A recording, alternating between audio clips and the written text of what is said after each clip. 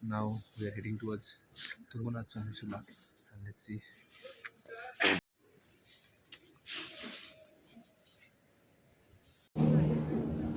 Hello.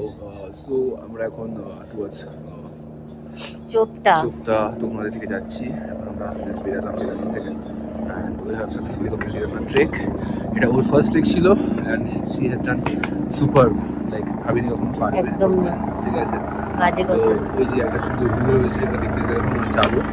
মোটামুটি 4 ঘন্টা time লাগবে। এখন নিচে নামতে আমরা ছোট্ট আমাদের গাড়ি পার্ক করা আছে, তো বাইক নেবো, দেন আমরা চলে যাবো চোপটা। চলো tata. Look at this view. এটা হচ্ছে স্বর্গরামহী complex, and look at this view.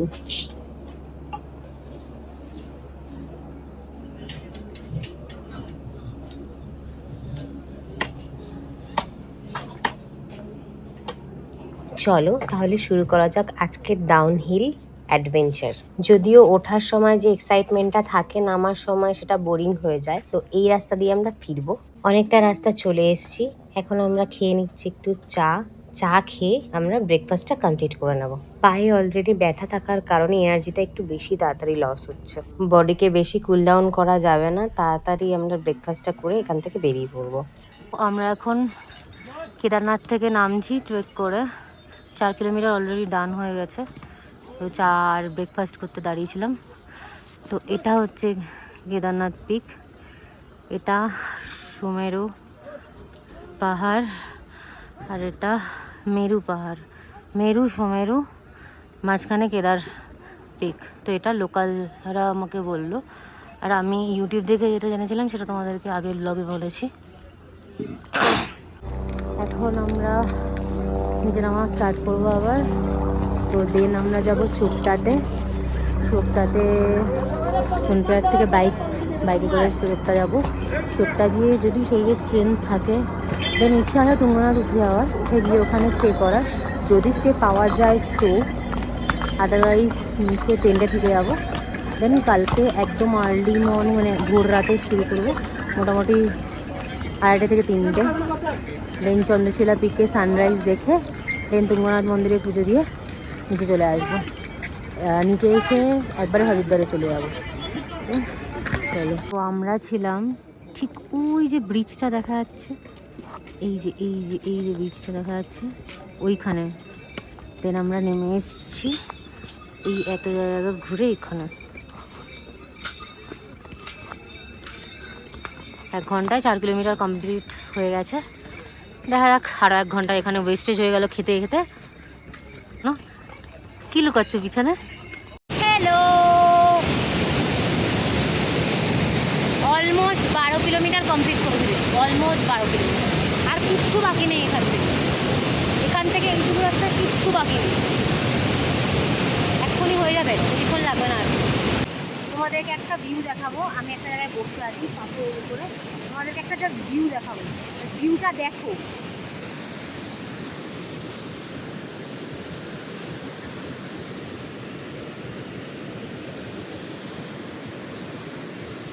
Mandakini বয়ে যাচ্ছে, আর এই পাহাড়, আকাশ পুরো পরিষ্কার নীল, আর আমি এখানে বসে আছি, সানবাত নিচ্ছি, সানবাত।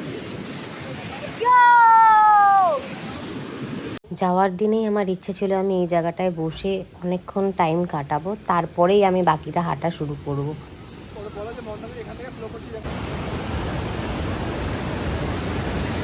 আমরা ঠিক সেন্টারে বসে আছি। ওর কথা অনুযায়ী যদি এখন বান আছে তাহলে আমরা আমাদেরকে নিয়ে চলে যাবে।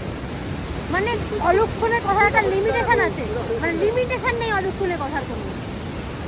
তোমরা ভিউ দেখো, ওর অলক্ষণের কথা শুনে লাভ নেই।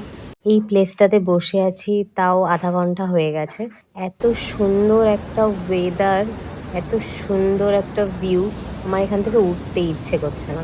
লিটারালি আমরা এই পাথরের চাইটার উপরে শুয়ে রয়েছি, রাক্সাকটা মাথায় দিয়ে, মনে হচ্ছে যেন সানবাত নিচ্ছি সি বিচে। বাট এটা সি বিচ নয়, পাহাড়ের ধারে, নদীর ধারে আমরা সানবাদ নিচ্ছি। আর এই একটা বাদর জলে মুখ দিতে গেছে, তিরিং বিরিং করতে করতে নিচে নেমে চলে গেছে, জলে মুখ দিয়ে মুখ ধোবে আর টাওয়াল দিয়ে হাত মুছে ওখান থেকে একটু ফিল নিয়ে উপরে উঠে আসবে। তিরিং বিরিং করে ওখানে নেমে গেল, আর আমি নামতে গেলে আমাকে নামতে দিচ্ছে না। ওর চিন্তা ওর সাথে আমি এসছি, আমার যদি কিছু হয়ে যায় তাহলে ওকে কৈফিয়ত দিতে হবে, সেই ভয়ে আমাকে কোথাও যেতে দিচ্ছে না। ফেরার সময় দেখছি এই খচ্চরটা খুব অসুস্থ হয়ে রয়েছে, মানে ওর খুব কষ্ট হচ্ছে, কেন জানি না এর মালিক একে ফেলে দিয়ে চলে গেছে। যেহেতু ও ক্যারি করতে পারছে না তাই জন্যই হয়তো ফেলে দিয়ে চলে গেছে।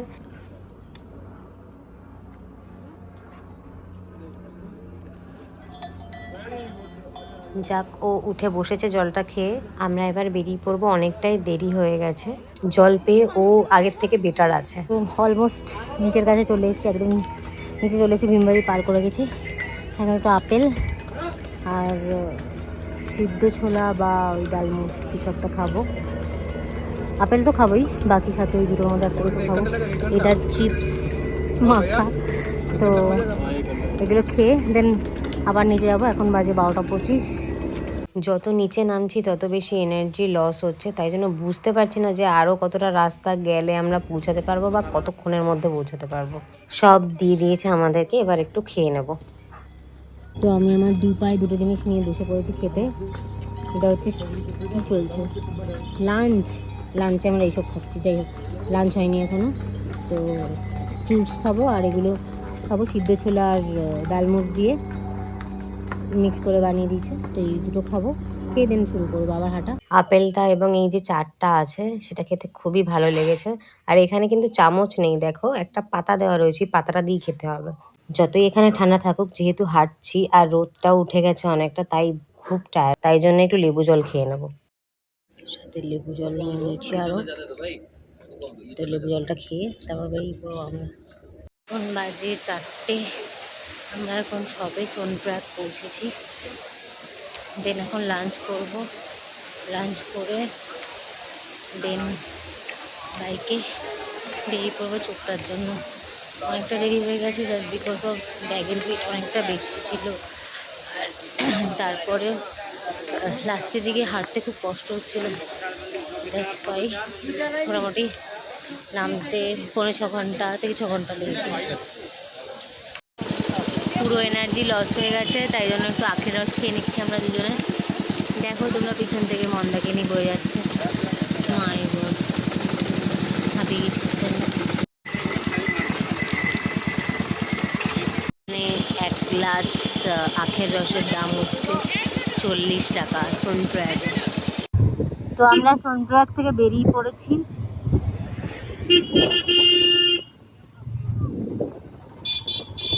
অবস্থা মানে বুঝতে পারছি, বদ্রীনাথজি সব দেখাচ্ছে। ভেবেছিলাম অনেক আগে পৌঁছে যাব, তাই জন্য প্ল্যান ছিল একটু ত্রিয়োগী নারায়ণে যাওয়ার, বাট সেটা হলো না।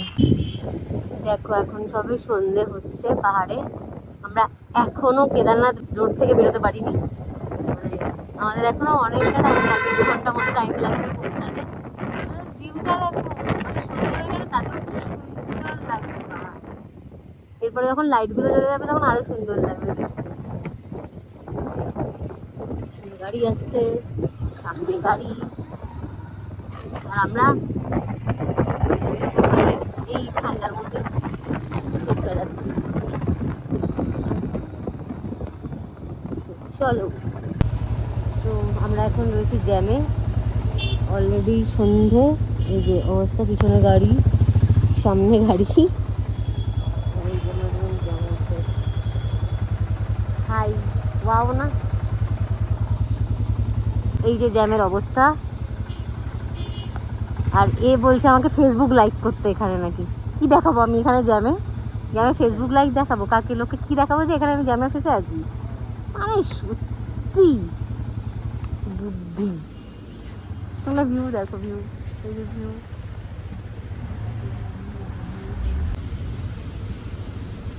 ওয়াও, আরও লেট হবে, 8টা বাজবে ঢুকতে, আমি যা বুঝতে পারছি। 8টা কেন, 8:30 বাজবে ঢুকতে, যা বুঝতে পারছি আমি। চোপটাতে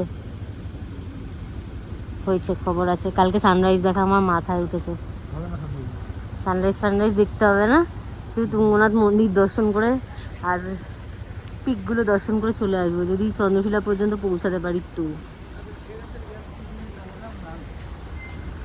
জাস্ট জ্যামটা ক্লিয়ার করে একটু আগেই আমরা একটা হোমস্টেতে ফোন করেছিলাম চোপটার, যেটা আমরা দেখে রেখেছিলাম আগের থেকে। সেখানে ফোন করে জিজ্ঞাসা করলাম যে কতক্ষণ ওপেন থাকবে সবকিছু। তারা বলল যে আপনারা কিভাবে আসছেন। আমরা যখন বললাম যে আমরা বাইকে আসছি, তখন বলল যে একটা মেয়েকে নিয়ে এই চোপটা ভ্যালির মধ্যে থেকে যাওয়াটা খুব সেফ নয়, কারণ ওখানে জন্তু জানোয়ার থাকে।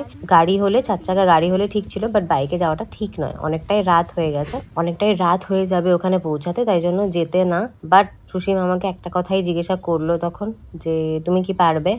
আমি বললাম হ্যাঁ আমি পারবো। আমরা ডিসাইড করলাম যে না, আমরা ডিরেক্ট চোপটার যেই মেন জায়গা যেখান থেকে ট্রেক শুরু হয়, আমরা সেখান অবধিই যাব। যত রাতই হোক না কেন সেখান অবধিই যাব। প্রথমবার পাহাড়ে বাইক চালাচ্ছে, প্রথমবার পাহাড়ে বাইক চালিয়ে এত কিলোমিটার চালিয়ে ফেলেছে। বাবারে বাবা, আবার নাইটে বাইক চালাচ্ছে। Wow, hats off to you. এই হচ্ছে ব্রিজটা, এই ব্রিজটা থেকে আমাদেরকে লেফটে নিতে হবে, আর রাইটে গেলে Haridwar Rishikesh road. Left, yes, এইদিকে। Continue on National Highway 107A for 3 kilometers. Highway 107A। সবে সেই জায়গাটা পার করলাম যেখান থেকে কেদারনাথ আর চোপটার জায়গাটা আলাদা হয়ে গেছে। মানে এখনো আমাদের অনেকটা রাস্তা বাকি। ঠিক এখন বুঝতে পারছি কেন হোটেলের লোকটা আমাদেরকে বারণ করেছিল আসতে। রাস্তার অবস্থাটা দেখো তোমরা। যদিও আমরা জানতামই যে রাস্তার অবস্থা এরকমই থাকবে, কারণ আমরা একটা স্যাংচুয়ারির মধ্যে থেকে যাচ্ছি, সেই জায়গাটা তো এরকমই হওয়ার ছিল। আমি বুঝতে পারছি সুসীম একটু ভয় ভয় পাচ্ছে, যেহেতু এতটাই অন্ধকার রাস্তা, বাট আমি জানি আমি পৌঁছে যাব, তাই আমি রিল্যাক্সে আছি। চোপটা যেখান থেকে তুঙ্গনাথের ট্রেক স্টার্ট হয়, এই যে তুঙ্গনাথের ট্রেক স্টার্ট হয় এখান থেকে, এই যে পৌঁছে গেছি। এখন বাজে 8টা, দেখি কি পাওয়া যায়। তো চোপটা পৌঁছে আমরা ডিনার করছি। এটা মানচাও স্যুপ, আমি জানি না কেমন খেতে হবে। কথা বেরোচ্ছে না কেন মুখ থেকে? এটা হচ্ছে ভেজ থালি, এটা মটর পনির, এটা মনে হয় ডাল মাখানি, এটাও ডাল মাখনি, স্যালাড দিয়েছে, এটা নিচে রাইস আর উপরে 2টো রুটি, একটা পাঁপড়, আরও 2টো রুটি দিয়েছে। অবশেষে চোপটায় পৌঁছে গেছি। এখানে মোটামুটি ঠান্ডা আছে। তুঙ্গনাথে ওঠার একদম যে স্টার্টিং পয়েন্টটা, ওখানটাতেই রুম নিয়েছি। ইচ্ছে ছিল টেন্টে থাকার, বাট টেন্ট পাওয়া যায়নি। আর টেন্ট অনেকটা রাত হয়ে গেছিলো, 8টা বেজে গেছিলো এখানে ঢুকতে ঢুকতে, তো তাই জন্য লেট হয়ে গেছে। তাই এখানেই রুম নিয়ে নিয়েছি, যাতে আর এক্সেসিভভাবে ড্রাইভ না করতে হয় ওকে। আর তারপর এখন তোমাদেরকে রুমটা দেখাবো ডিনার করে গিয়ে, ডিনারটা কমপ্লিট হয়ে গেলে। তো ডিনারে মানচাও স্যুপ নিয়েছি, আর একটা থালি নেওয়া হয়েছে, আরও কিছু নেওয়া হবে লাগলে। তো জানি না সবাই কেন বলে এখানে সব কিছু তাড়াতাড়ি বন্ধ হয়ে যায়। আপাতত 10টা বাজে, 10টা বাজে, এখনও সব কিছু খোলা রয়েছে। ইভেন এখান থেকে যোশীমঠ পর্যন্ত যাওয়ার গাড়িও অ্যাভেলেবেল রয়েছে। আর এখানে শুনলাম যে সকালবেলা যে তুঙ্গনাথের ট্রেক শুরু হয়, সেটায় লোকজন 2টো থেকে 2টো, 2:30, 3টে থেকেই স্টার্ট করে দেয়। আর তোমার ঘোড়া পাওয়া যায় হচ্ছে 5:30টা থেকে। তো ঘোড়ার প্রাইসটা এখনও জানা হয়নি, ঘোড়ার প্রাইসটা জেনে আমি সব আপডেট করে দেবো। আর এখানে নেটওয়ার্কের অবস্থা, এয়ারটেলে নেটওয়ার্ক নেই, বাইরে আছে, রুমের ভিতরে নেই। রুমের ভিতরে জিওতে একটা দাগ ধরছে অনলি, তাতেও ঠিক করে মানে কানেক্ট করা যাচ্ছে না। আর আমরা যেখানে রয়েছি, স্টে করছি, ওখানে থেকে ওয়াইফাই নিয়েছি। তো ওয়াইফাই ইউজ করে আমি ফেসবুকে পোস্ট বা করছি। তো রুমে চলে গেলে সেগুলো হবে না। রুমে বেসিক্যালি আমাদের যে রুমটা যেখানে রয়েছে, সেখানে কোনো কিছুই পাওয়া যাচ্ছে না, বাইরে এসে কল করা যাচ্ছে। তো দেখে নিও সেই ব্যাপারটা। এই ব্লগটা এখানেই শেষ করছি। তোমরা জানিও তোমাদের কেমন লাগলো। ভালো লাগলে like, share, comment and subscribe করে দিও। Thanks for watching.